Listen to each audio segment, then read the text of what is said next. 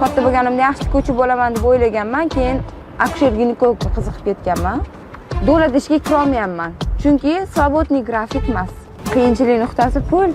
Birovdan pul so'raymiz, ota-onangizdan so'raymiz.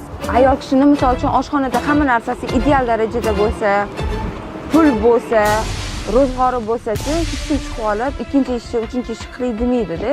Taksichilik sohaga kirib kelganimga 5 yil bo'ldi.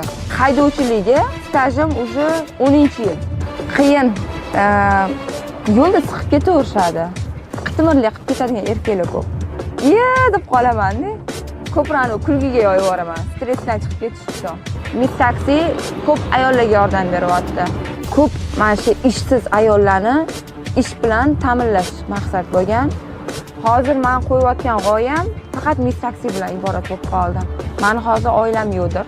To'g'ri, ota-onam bilan yashayman. Ichingizdan bir qanaqadir mana shunaqa chiroq yonib turadi.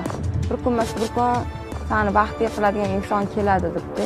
Shu baxtni kutib, baxtli bo'lib yashayman.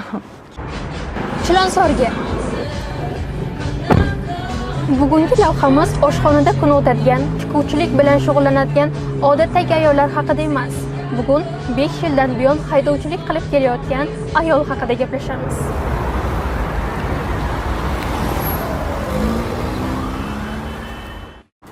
Eng katta motivatsiya mana shu klientlardan keladi menga.